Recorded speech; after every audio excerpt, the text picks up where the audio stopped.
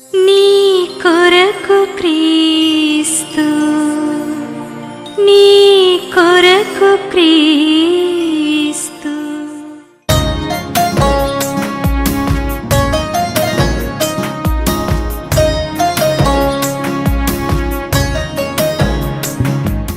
బైబిల్లో దేవుడు నీ దగ్గర నుంచి ఏం కోరుకుంటాడో నీకు తెలుసా? ఇప్పుడు దాకా చెప్పుకున్నటువంటిది విధేయత అని చెప్పుకున్నాం. నూతన నిబంధనలో కూడా అదే ఉంది. నేనేమన్నా మార్చి చెప్తున్నానా? యేసు ప్రభు చెప్పిన మాటలనే చెప్తున్నా. ఎవడైతే నా ఆజ్ఞలను గైకున్నో వాడే నన్ను ప్రేమించువాడు. నువ్వు యేసు ప్రభువు చేత ప్రేమించబడాలి అంటే యేసు ప్రభువు తన్ను తాను నీకు కనపరుచుకోవాలి అంటే, ఈ మాటను గురించి మీరు ఏమైనా ఆలోచించండి. యేసు ప్రభువు అపోస్తలులతో మాట్లాడుతూ ఎవరైతే నా మాట విని గైకుంటాడో వాడు నన్ను ప్రేమిస్తాడో వాడికి నన్ను నేను కనపరుచుకుందును అంటాడు. ఏంటి కనపరుచుకోవడం మీద? ఆయన ఆల్రెడీ నిలబడి ఉన్నాడు కదా ముందు. అవునా కదా? ఎవరు మాట్లాడుతున్నారు అపోస్తలులతోటి? యేసు ప్రభు మాట్లాడుతున్నాడు, శారీరకంగా మాట్లాడుతున్నాడు. ఆయన ముందు అపోస్తలులు ఉన్నారు. వారితోటి నువ్వు కానీ విధేయత చూపిస్తే, నా మాటలకు లోబడితే, నా మాటలు చొప్పున నడుచుకుంటే ఏమంటాడంటే యేసు ప్రభు, నన్ను నేను నీకు కనపరుచుకుందును. I will manifest myself if you obey my commandments. Manifestation అంటే బయలుపరచుకోవడం, వెల్లడిపరచుకోవడం, తేట తెల్లం చేసుకోవడం. నీకు ఇప్పుడు వాక్యం ద్వారా యేసు ప్రభు తెలుసు. నీకు ఇప్పుడు వాక్యం ద్వారా యేసు ప్రభు తెలుసు. అది కూడా తెలుసుకోవడమే. కానీ దీనికి మించినటువంటిది ఇంకొకటి ఉంది. దేవుడు నీ హృదయ అంతరంగంలో ఆ పరిశుద్ధాత్మ ద్వారా ఆయన నీతో మాట్లాడి తన్ను తాను నీకు ప్రత్యక్షపరచుకోవడం, బయలుపరచుకోవడం, నిన్ను ఆయన బంధంలో బంధించడం అనేటటువంటిది, ఆ మేనిఫెస్టో అంతరంగంలో ఉండేటటువంటి ఆ బయలుపడడం అనేటటువంటిది నీకు ఎప్పుడు కలుగుతుంది అంటే, ఆ లోతులోకి ఎప్పుడు వెళ్తావంటే అనుభవపూర్వకంగా యేసు ప్రభువుని ఎప్పుడు తెలుసుకుంటాడు. ఇప్పుడు నీకు వాక్యపూర్వకంగా తెలుసు, యేసు ప్రభు యొక్క వాక్యము నీకు తెలుసు, నువ్వు విధేయత చూపిస్తున్నావు, వెరీ గుడ్. కానీ ఇంకా లోతుకు వెళ్ళాలంటే నా ఆజ్ఞలు నువ్వు గైకొనుకుంటే నన్ను నేను బయలుపరచుకుంటా. అంటే దేవుడు యేసు ప్రభువు తన్ను తాను నీకు బహిర్గతం చేసుకుంటాడు, బయలుపరుచుకుంటాడు, వెల్లడిపరుచుకుంటాడు. అప్పుడు నీకు ఆ విధేయతలో కొనసాగేటప్పుడు ఆ దేవుడు నీకు అనుకున్నటువంటి దర్శనాలని ఆయన నీకు ఇస్తాడు. ఆ విధేయతలో నువ్వు కొనసాగేటప్పుడు ఆ యేసు స్వరాన్ని నువ్వు వింటావు. ఆయన మాట్లాడతాడు, నువ్వు వింటావు. ఆయన నీకు ఒకటి చూపిస్తాడు, నువ్వు చూస్తావు. నీ హృదయ అంతరంగంలో ఆయన యొక్క ప్రత్యక్షత అనేటటువంటిది నీకు లభిస్తుంది. ఇప్పుడు ఎట్లుంది నా జీవితము? యేసుప్రభుని నమ్ముకున్నా, చర్చికి వెళ్తున్నా, వస్తున్నా, పోతున్నా, వాక్యం వింటున్నా, అక్కడి వరకు అయిపోయింది. ఆ విధేయత, లోతుగా ఉండేటటువంటి విధేయత చూపించడం అనేటువంటిది ఇంకా అలవాటు కాల. నువ్వు అది అలవాటు అయినప్పుడు నీ జీవితంలో ఒక అనూహ్యమైనటువంటి మార్పు అనేటటువంటిది నీకు చోటు చేసుకుంటుంది. గొప్ప మార్పు వస్తుంది నీ జీవితంలో. దేవుడు నిన్ను దర్శిస్తాడు. నీకు తెలుసా, దేవుడు తన పిల్లలతోటి రకరకాలుగా మాట్లాడతాడు, స్వరం ఇచ్చి మాట్లాడతాడు. దేవుని యొక్క స్వరాన్ని నువ్వు వింటావు. దేవుని యొక్క దర్శనాలను కూడా నువ్వు చూస్తావు. దేవుని యొక్క దర్శనాలను కూడా నువ్వు చూస్తావు. దేవుడు నీకు బయలుపరుస్తాడు. ప్రత్యక్షతలు అనేటటువంటివి నీకు లభిస్తాయి. ఆత్మ సంబంధమైనటువంటి ప్రత్యక్షతలు. అపోస్తలుడైనటువంటి పౌలు ఎఫెసీయులకు రాసినటువంటి పత్రిక 17-19 మధ్యలో ఏమంటాడంటే జ్ఞానమును, ఆత్మ ప్రత్యక్షత కలిగినటువంటి మనస్సును వీరికి దయచేయదేవా అని చెప్పి కొలొస్సీలో ఉండేటటువంటి విశ్వాసుల కోసం, ఎఫెసీలో ఉండేటటువంటి విశ్వాసుల కోసం ఆయన ప్రార్థన చేస్తాడు. జ్ఞానము, ఆత్మ ప్రత్యక్షత అనేటటువంటిది నీకు కావాలి. ఇప్పుడు వాక్యం నీకు తెలుసు, ఇంకా నువ్వు దేవుని యొక్క ప్రత్యక్షతలు అనేటటువంటివి నువ్వు దానికి ఏంటంటే విధేయత అనేటటువంటిది చాలా చాలా ముఖ్యమైనటువంటిది. ఎవ్వడు కూడా దీనికి ఎగ్జంప్షన్ లేదు, మినహాయింపు లేదు. నువ్వు విధేయత చూపిస్తే దేవుని యొక్క దీవెనలు నువ్వు పొందుకోకుండా కూడా ఉండలేవు. అవి వెంటబడతాయి నీ అంట. ఇశ్రాయేలుతో దేవుడు ఏం చెప్పాడంటే, ఈ ఆజ్ఞలను ఆచరించి వీటిని వెంబడించిన యెడల, వీటిని లోబర్చిన యెడల ఇవి నీ వెంటబడతాయి, ఈ ఆశీర్వాదాలు, దీవెనలు అని చెప్పి చెప్పాడు. నూతన నిబంధన గ్రంథంలో యేసు ప్రభు ఏం చెప్తా అంటే, నా ఆజ్ఞలు నువ్వు కనుక్కుంటే నన్ను నేను నీకు ప్రత్యక్షపరచుకుందును అంటాడు. సో ఇప్పుడు ఒక ముఖ్యమైనటువంటి విషయానికి వస్తాం. నువ్వు ఏం ప్రార్థన చేస్తున్నావు నాకేం తెలుసు? నీ భర్త రక్షణ కోసం ప్రార్థన చేస్తున్నావేమో, నాకేం తెలుసు? నీ భర్త త్రాగుపోతేమో నాకు తెలియదు. మాట విననటువంటి వాడేమో నాకు తెలియదు. నీ పిల్లలు మాట విననటువంటి వాళ్ళు అయి ఉండొచ్చు. నీ జీవితంలో అనేకమైనటువంటి ఇరుకులు ఉండొచ్చు, ఇబ్బందులు ఉండొచ్చు, అనేకమైనటువంటి కష్టాలు ఉండొచ్చు. ఒక విషయం జ్ఞాపకం గుర్తుపెట్టుకో, ఇవి ఏవి కూడా దేవుని యొక్క దృష్టిని దాటిపోలే. నీ జీవితంలో నీకు కలిగినటువంటి ప్రతి కష్టము, నువ్వు నీ యొక్క ప్రతి మూలుగు, ప్రతి ఒక్క ఉచ్ఛ్వాస నిశ్వాస, ప్రతి ఒక్కటి కూడా దేవుడికి తెలుసు. నిర్గమకాండం 3లో ఏమంటాడంటే, ఆయన హోరేబు కొండ మీదకి దిగి వచ్చినప్పుడు మోషేతో మాట్లాడినప్పుడు ఏమంటాడంటే, ఇశ్రాయేలీయుల యొక్క శ్రమను, వారి యొక్క మూలుగును, వారి యొక్క దుఃఖమును, వేదనను నేను చూసి ఉన్నాను, నేను విని ఉన్నాను, కనుక నేను దిగి వచ్చి ఉన్నాను అంటాడు. ఆయనకి ప్రతి మూలుగు తెలుసు. నీ పడక మీద నువ్వు పడుకొని, నాకు ఏమి సొల్యూషన్ దొరకటంలే, నా సమస్యకి, నా ఇబ్బందికి, ఎటువంటి సమస్యకి ఏమి పరిష్కారం దొరకడంలే అని చెప్పి నీ హృదయంలో నువ్వు అనుకొని నిరాశ నిస్పృహ పడతావు తెలుసా? అటువంటి పరిస్థితుల్లో నేను చెప్పేటటువంటిది ఏమిటి అంటే, నువ్వు దేవుని యొక్క వాక్యం దగ్గరకు వచ్చి దాన్ని ఆచరించడం, దాన్ని పట్టుకోవడం చెయ్యి. నీ జీవితంలో దేవుడు జోక్యం చేసుకుంటాడు. నీ జీవితంలో జోక్యం చేసుకుంటాడు. నీ జీవితంలో పరిస్థితులను ఆయన మారుస్తాడు. నీ జీవితంలో నీ కోసం వేరే వాళ్ళని ఆయన లేవనెత్తుతాడు. నీ జీవితంలో నీకు సహాయం చేసేటటువంటి వాళ్ళని పంపిస్తాడు. అనేక రకాలైనటువంటి క్రియలు, కార్యాలు దేవుడు చేయగలడు. దేవుడు సర్వశక్తిమంతుడు. ఆయన చేయలేనటువంటిది ఏదీ లేదు. సమస్తము ఆయనకి సాధ్యమే. అంత కూడా ఆయనకి జ్ఞానం ఉంది. నా బాధ ఆయనకి తెలుసు. మరి ఏమవుతుంది? మరి ఎందుకు ఇట్లా పరిస్థితి ఉంది? Why this situation? ఈ పరిస్థితి ఎందుకు ఈ విధంగా కొనసాగుతుంది? ఏదో ఒకటి సమస్యకి ఏదో ఉండాలి కదా, ఏదో ఒక కారణం ఉండాలి కదా. సో నేను చేయవలసినటువంటిది ఏమిటి అంటే, నా జీవితంలో ఎక్కడ విధేయతలో లోపం వస్తుంది, వేర్ యామ్ ఐ ఫెయిలింగ్, ఎక్కడ నేను చూపించలేకపోతున్నా, ఎక్కడ విధేయత నేను చూపించలేకపోతున్నా. ఎంతమంది మార్పు కావాలని చెప్పి జీవితంలో కోరుకుంటున్నారు? ఒకసారి చేయొద్దండి. హౌ మెనీ పీపుల్ నా జీవితంలో మార్పు కావాలి, నా పరిస్థితుల్లో మార్పు కావాలి అని కోరుకునేటటువంటి వాళ్ళు, పోనీ లేనటువంటి వాళ్ళు ఎవరైనా ఉన్నారా? ఎవరైనా ఉన్నారా? నాకొద్దు మార్పు వద్దు, దీవెనలు వద్దు, ఆశీర్వాదములు వద్దని ప్రతి ఒక్కరికి కావాలి కదా, అవునా కాదా? ప్రతి ఒక్కరికి కావాలి. సో చూడండి, ఆటోమేటిక్గా రావడం, అట్లా పోవడం, వాటితో కావు పనులు. నీ జీవితంలో ఒక ముఖ్యమైనటువంటి దాన్ని నువ్వు సమకూర్చుకోవాలా. నీ విశ్వాస జీవితంలో విధేయత అనేటటువంటి దాన్ని నువ్వు సమకూర్చుకోవాలా. యేసు ప్రభు కొండ మీద ప్రసంగంలో మాట్లాడుతూ ఆయన ఏమంటాడంటే, హృదయ శుద్ధి కలవారు ధన్యులు, వారు దేవుని చూచెదరు అంట. హృదయ శుద్ధి కలవారు ధన్యులు, వారు దేవుని చూచెదరు. ఎవరితో మాట్లాడాడు? అక్కడుండేటటువంటి జనాంగంతో, శిష్యులతోటి మాట్లాడాడు. హృదయ శుద్ధి ఉంటే, యేసు ప్రభువుని కలిగి హృదయ శుద్ధి నువ్వు కానీ కలిగి ప్రాక్టీస్ చేస్తూ ఉంటే, దేవుడు నీకు ఇచ్చేటటువంటి వాగ్దానం ఏంటంటే, నీకు దేవుని దగ్గర నుంచి దర్శనాలు కలుగుతాయి. హృదయ శుద్ధి అంటే నీ హృదయాన్ని నువ్వు కడుక్కోవాలా. నీ హృదయాన్ని ఏం చేయాలా? కడుక్కోవాలా. నీలో ఉండేటటువంటి అపవిత్రతని కడుక్కోవాలా. నీలో ఉండేటటువంటి సమస్తమైనటువంటి చీకటిని కడుక్కోవాలా. వాటిని వదిలిపెట్టాలా, వాటిని విడిచిపెట్టాలా. పరిశుద్ధతని నువ్వు పట్టుకోవాలా. హృదయ శుద్ధి అంటే దానికి ఇంకొక అర్థం ఏంటంటే, పరిశుద్ధతలో అని చెప్పి కూడా చెప్పుకోవచ్చు. హృదయ శుద్ధి అంటే నువ్వు పరిశుద్ధత కోసం ఆశపడుతున్నా, ఆ పరిశుద్ధత నువ్వు సంపాదించుకున్నప్పుడు నీకు దేవుని యొక్క సన్నిధి అనేటటువంటిది లభిస్తుంది. పేతురు విశ్వాసులకి ఒక ఉత్తరం రాస్తూ మొదట ఏం చెప్తారంటే, మీరు యేసు ప్రభు రక్తం చేత కడగబడ్డారు, నిర్దోషమైనటువంటి, నిష్కలంకమైనటువంటి, అమూల్యమైనటువంటి దేవుని గొర్రెపిల్ల చేత, మీ రక్తం చేత మీరు కడగబడ్డారు. మీరు దేవుని కుమారులు, కుమార్తెలు, దేవుని యొక్క పరిశుద్ధ జనాంగం, మీరు దేవుని యొక్క సొత్తు, మీరు దేవుని యొక్క ఆస్తి. మీరు ఇవన్నీ చెప్పుకుంటా వచ్చిన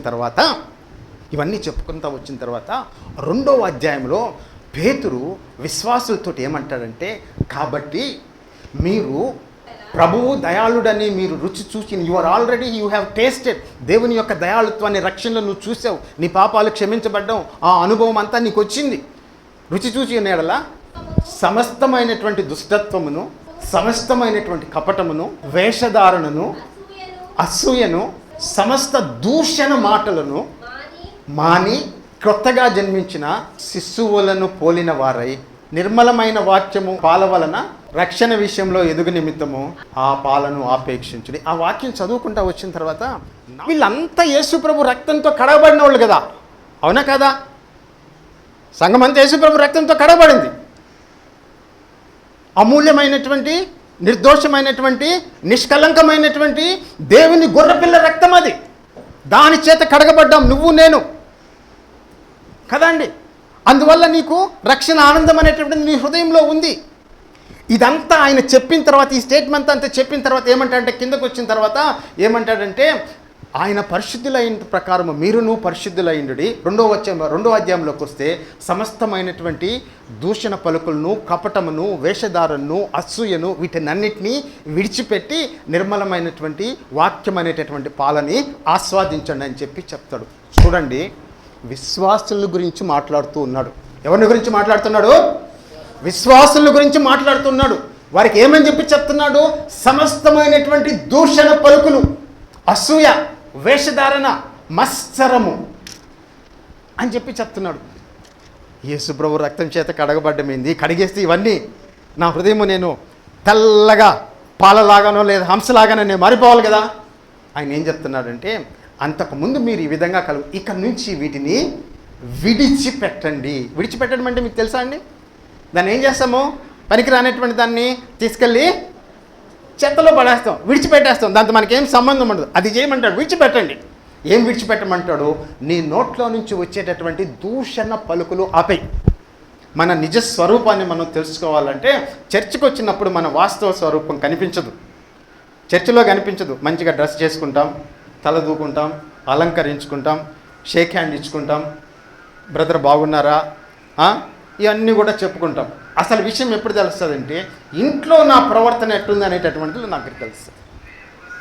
నా అక్క చెల్లెలతో నేను ఏం మాట్లాడుతున్నాను, నా అన్నదమ్ములతో నేను ఎట్లా మాట్లాడుతున్నాను, నా తల్లిదండ్రులతో ఎట్లా మాట్లాడుతున్నాను, భార్యాభర్తలు ఎట్లా కీచులాడుకుంటున్నారు, ఒకరి మీద ఒకరు ఏమనుకుంటున్నారు, ఒకరిని ఒకరు ఎటువంటి మాటలతో పొడుచుకుంటున్నారు, బాధ పెట్టుకుంటున్నారు, ఎన్ని నిందలేస్తూ ఉన్నారు, ఇదంతా కూడా అక్కడ కనిపిస్తుంది. దాన్ని విడిచిపెట్టమంటున్నారు.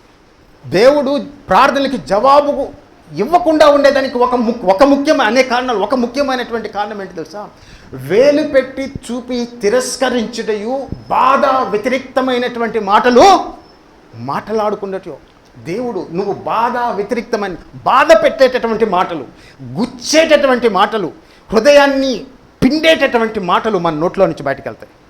ఆ మాటలు ఇతరుల్ని బాధ పెట్టి వంచి, వాళ్ళు తప్పు చేసి ఉండొచ్చు. నువ్వు క్రైస్తవుడు అయినప్పుడు నీ పట్ల అందరూ మంచిగా ప్రవర్తిస్తారని చెప్పి బైబిల్లో ఎక్కడ చెప్పబడలే. నీ భర్త నీతో మంచిగుంటాడు, నీ భార్య నీతో మంచిగుంటుంది, నీ పిల్లలు నీతో మంచిగుంటారని చెప్పి ఎక్కడ చెప్పబడలే. బాధ్యత భారం ఎవరి మీద పెట్టాడంటే నీ మీద పెట్టాడు. నీ నోరు జాగ్రత్తగా పెట్టుకో, నీ చేతులు జాగ్రత్తగా పెట్టుకో, నీ కళ్ళు జాగ్రత్తగా పెట్టుకో, నీ ఆలోచనలు జాగ్రత్తగా పెట్టుకో. లోకము నీ పట్ల మంచిగా ఉంటుందని చెప్పి దేవుడు ఎప్పుడు చెప్పలే. దేవుడు చెప్పేటటువంటి నీకు చెప్తున్నాడు. ఈ బాధ వ్యతిరేక్తమైనటువంటి మాటలు, దూషణమైనటువంటి పలుకులు, ఈ అపవిత్రమైనటువంటి మాటలు, వేషధారణ. వేషధారణ అంటే ఏంటండి?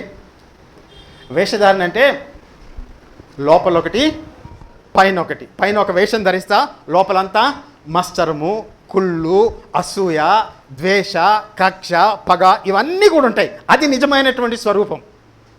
బయట నేను చక్కగా కోట్ వేసుకొని, మంచి డ్రెస్ వేసుకొని, ఏమండి అందంగా అలంకరించుకొని, నాలో ఏమి అంతా చాలా సంస్కారం కలిగినటువంటి వ్యక్తిగా, చాలా మంచి వ్యక్తిగా నన్ను నేను బయట చూపించుకుంటా. అది వేషధారణ అంటే. పాతకాలంలో గ్రీక్ దేశంలో నాటకాలు వేసేటప్పుడు ఏ పాత్ర అయితే ధరిస్తున్నాడో ఆ వ్యక్తి ఆ పాత్ర యొక్క వేషాన్ని ధరించేటటువంటి వాడు. ముఖానికి ఒక దాన్ని మాస్క్ ధరించేటటువంటి వాడు, దానికి తగ్గట్టు వస్త్రాలంకరణ చేసుకునేటటువంటి వాడు. అసలు మనిషి లోపల వేరే, బయట అలంకరించుకున్నటువంటిది వేరే మనిషి యొక్క రూపం. అక్కడి నుంచి వచ్చింది హిపోక్రసీ అనేటటువంటిది. ఈ వేషధారణ అనేటువంటి, తెలుగులో వేషధారణ అనేటటువంటి మాట మనము పెట్టుకున్నాం. దాన్ని వదిలిపెట్టమంటాడు పేతురు. ఎవరితో మాట్లాడుతున్నాడు? విశ్వాసులతో మాట్లాడుతున్నాడు. కడుక్కోండి, పరిశుద్ధపరచుకోండి, దేవుని యొక్క మాటలకి విధేయత చూపించండి. అది చూపించినప్పుడు చూడు, నీ జీవితంలో దేవుని యొక్క, ఆయన యొక్క ప్రవేశము అనేటటువంటిది, ఆయన మాట్లాడడం అనేటటువంటిది నువ్వు చూస్తావు. నీ ప్రార్థనలు బలంగా మారుతాయి, నీ ప్రార్థనలో శక్తి ఉంటుంది. ఏడవచ్చు, ఏడిస్తే తప్పులేదు, నీ కళ్ళ నీళ్ళల్లో ఆ యొక్క శక్తి ఉంటుంది. కేవలం ఏడుపు వల్ల ప్రార్థనకి జవాబులు రావు.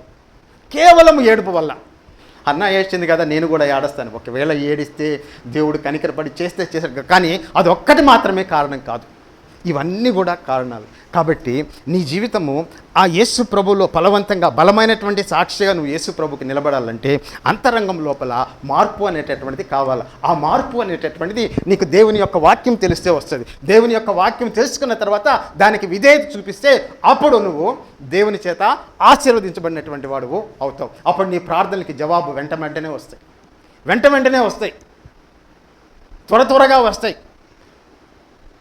చేస్తాడు దేవుడు. ఆయన నిస్సహాయుడు అనేటువంటి వాడు, విననటువంటి వాడు. ఆయన ఏమంటాడు? విననేరకై ఉండునట్లు నా చెవులు మందము కాలేదు అంటాడు. నాకేమైనా చెవుడు వచ్చిందా? మీరు ఇంత పెద్దగా అరుస్తున్నారు, కేకలు పెడుతున్నారు, గోలు పెడుతున్నారు, ఇవన్నీ చేస్తున్నారు, నాకేమైనా చెవుడు ఉంది అనుకుంటున్నారా? నాకు బాగానే వినపడుతుంది. కానీ మీ ప్రార్థనల విషయంలో నేను చెవులు మూసుకున్నా, నేను వినను. ఎందుకు? నా మాటలకి మీరు విధేయత చూపించడం లేదు. రక్షింపనేరకై ఉండునట్లు నా హస్తము కురుచ కాలేదు. అంటే దేవుడి యొక్క శక్తి సన్నగిల్లిపోలా నిన్ను రక్షించేదానికి. ఆయన నిస్సహాయుడైపోలే.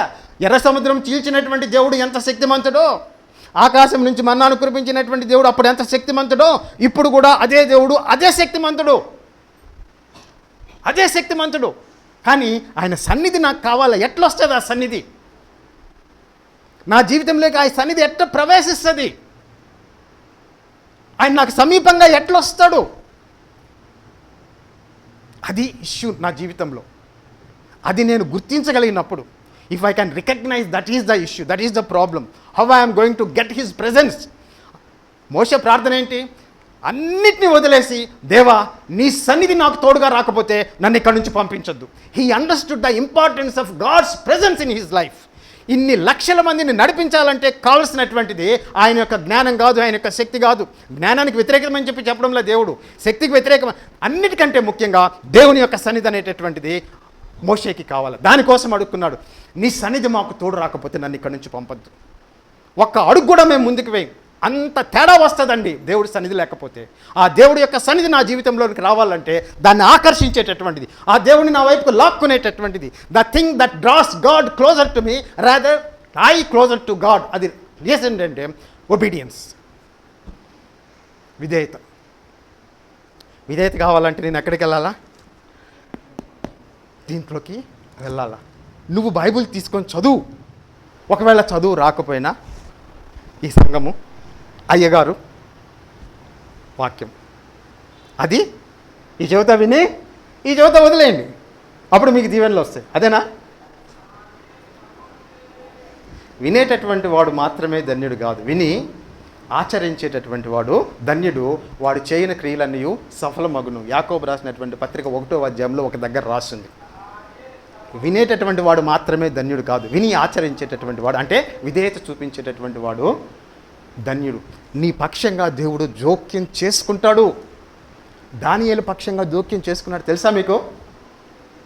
దానియేలు పక్షంగా, దేశం కాని దేశంలో, సంస్కృతి కాని సంస్కృతిలో, భాష కానటువంటి భాష అటువంటి దేశంలో ఆ ఒంటరి యువకుడు దేవుని యొక్క ఆజ్ఞలని ఆయన ఆచరించేదానికి ఆయన పట్టుబట్టి, ఈ ఆజ్ఞల్ని నేను మీరను, నా స్నేహితులు మీరమని చెప్పి నిర్ధారణ చేసుకున్నప్పుడు 10 రోజుల్లో ఆయన శరీరంలో మార్పు వచ్చింది. మిగిలినటువంటి యువకులకంటే అందరికంటే ఆ వ్యక్తి యొక్క, ఆ యువకుల యొక్క, దానియేలు, మెషాకు, అబేద్నెగో, షద్రాకు వాళ్ళ యొక్క ముఖ వర్చస్సులో తేడా వచ్చేసింది. దేవుడు జోక్యం చేసుకున్నాడు.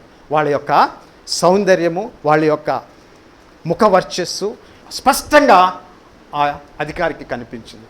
ఎందుకు? విధేయత చూపించడం అనేటటువంటిది దానియేలు అర్థం చేసుకున్నాడు. He wanted to be obedient to the word of God. చూడండి, అన్ని తీసుకొని వస్తుందండి.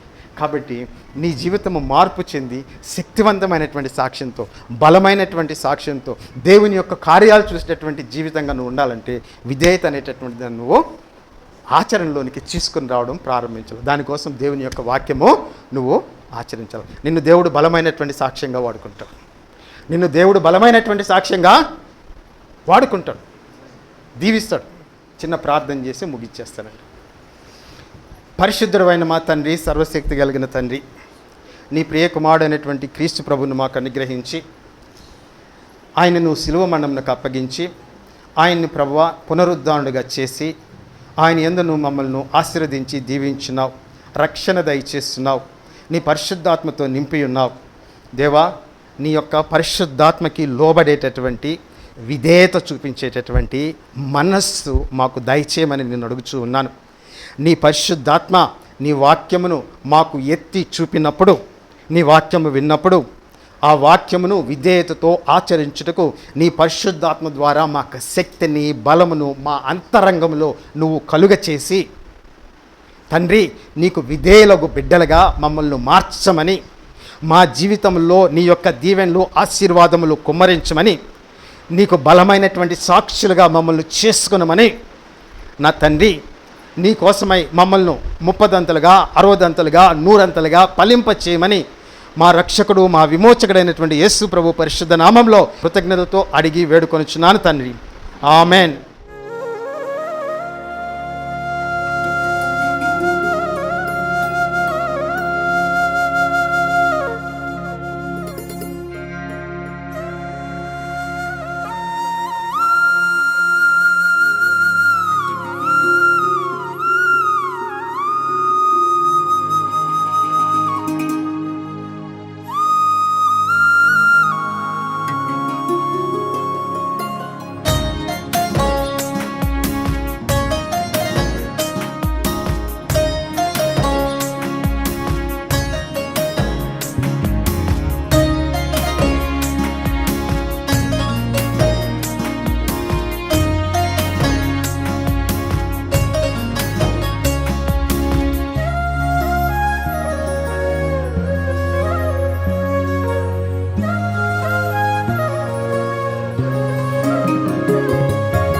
ఆకాశములు ఎన్నైనా పట్టలేని ప్రేమాది, సముద్రములు ఎన్నైనా నింపలేని ప్రేమాది. ఆకాశములు ఎన్నైనా పట్టలేని ప్రేమాది, సముద్రములు ఎన్నైనా నింపలేని ప్రేమాది. యేసయ్యా యేసయ్యా నీ ప్రేమే చాలయ్యా, యేసయ్యా యేసయ్యా నీ ప్రేమే చాలయ్యా. ఆకాశములు ఎన్నైనా పట్టలేని ప్రేమాది, సముద్రములో ఎన్నైనా నింపలేని ప్రేమాది.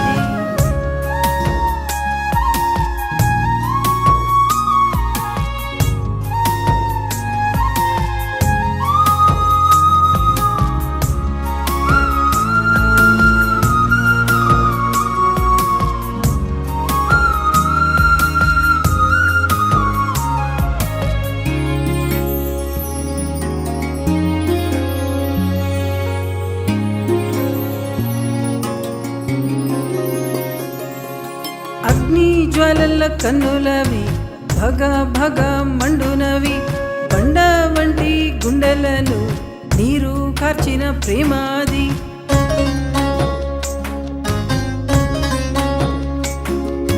అగ్ని జ్వాలల కన్నులవి భగ భగ మండునవి, బండ వంటి గుండెలను నీరు కార్చిన ప్రేమాది. ఆరని మారని ప్రేమాది, నన్నే మార్చిన ప్రేమాది. ఆరని మారని ప్రేమాది, నన్నే మార్చిన ప్రేమాది. యేసయ్యా యేసయ్యా నీ ప్రేమే చాలయ్యా, యేసయ్యా యేసయ్యా నీ ప్రేమే చాలయ్యా. ఆకాశములు ఎన్నైనా సముద్రములు ఎన్నైనా నింపలేని ప్రేమాది.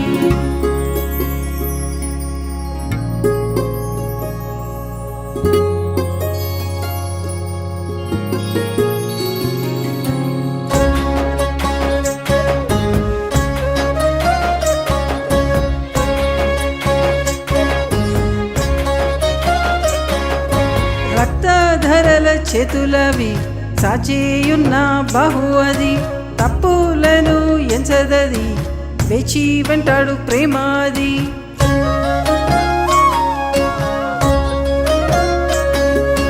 రక్తధరల చేతులవి సాచేయున్న బహు అది, తప్పులను ఎంచదది వేచి వెంటాడు ప్రేమాది.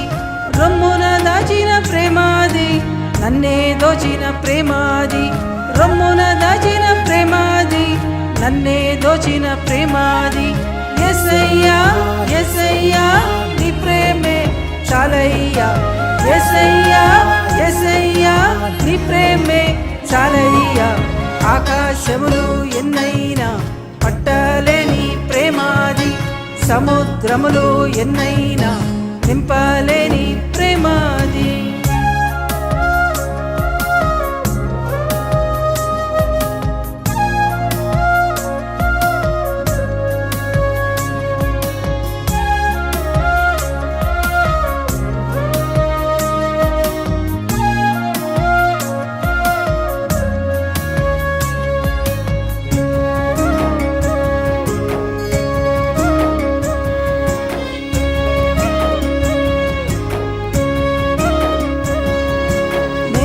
దిగిన పాదాలవి రక్త సిక్త మార్గమది, గుంట నుండి పైకెత్తి నన్ను చేర్చి కూర్చిన ప్రేమాది.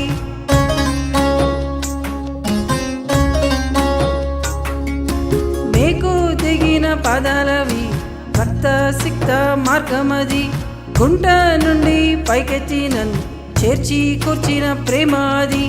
పరిగెత్తి వచ్చిన ప్రేమాది, పగ్గాలే లేని ప్రేమాది. పరిగెత్తి వచ్చిన ప్రేమాది, పగ్గాలే లేని ప్రేమాది. యేసయ్యా యేసయ్యా నీ ప్రేమే చాలయ్యా. యేసయ్యా యేసయ్యా నీ ప్రేమే చాలయ్యా. ఆకాశములు ఎన్నైనా పట్టలేని ప్రేమాది, సముద్రములు ఎన్నైనా నింపలేని ప్రేమాది. ఆకాశములు ఎన్నైనా పట్టలేని ప్రేమాది, సముద్రములు ఎన్నైనా నింపలేని ప్రేమాది. యేసయ్యా యేసయ్యా నీ ప్రేమే చాలయ్యా. యేసయ్యా యేసయ్యా నీ ప్రేమే చాలయ్యా. యేసయ్యా యేసయ్యా నీ ప్రేమే చాలయ్యా. యేసయ్యా యేసయ్యా నీ ప్రేమే చాలయ్యా. ఆకాశములు ఎన్నైనా పట్టలేని ప్రేమాది, సముద్రములు ఎన్నైనా